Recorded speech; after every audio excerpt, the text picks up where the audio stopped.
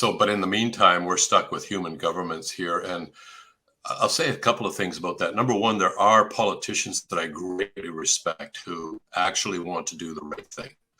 And I support those. So with this description of government, the given in Romans 13 to, basically uphold or be an avenger of wrath on those who practice evil.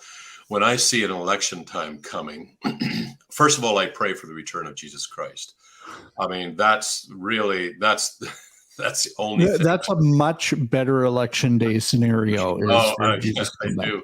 But in the meantime, I look at the candidates and I look at the parties, and I know what God says the role of government is to be an avenger, basically to enforce, to punish those who do evil, to have some sort of system of laws of what's right and wrong, and those who mess up, punish those guys.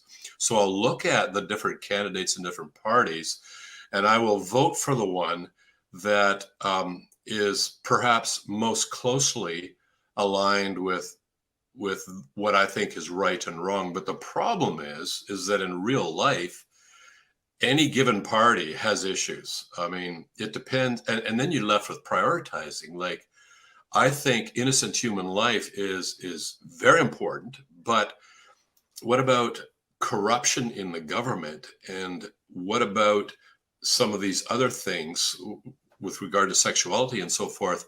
See, I see things from a short term and what the immediate consequences are, but some of these things that look relatively harmless in the short term can produce massive devastation in the long term. And that's where J.D. Unnan's work on the role of how he showed how from history, from 86 cultures, how if a culture loosens up their sexual morality, it always leads to a collapse of that civilization within 3 generations, no exceptions. It's irreversible. And what a collapse looks like, well, in the short term, loosening up sexual restraint might seem like a good idea, but long term, it can lead to the death of, in today's culture, the death of many tens of millions or even hundreds of millions when you have a collapse of the civilization. So back to government, I don't think we'll ever see, well, I know we will never see a perfect government, and not even close. I pray for the return of Christ, and my voting is becoming very complicated because of there's no perfect party. And this one here emphasizes that one emphasizes this. And I'm left, well, which is of this pile of evil over here, and this pile with they're mixed in with some good, and this pile of evil over here with their good, and it's not the same. Which one am I going to vote for? And it's not easy. That's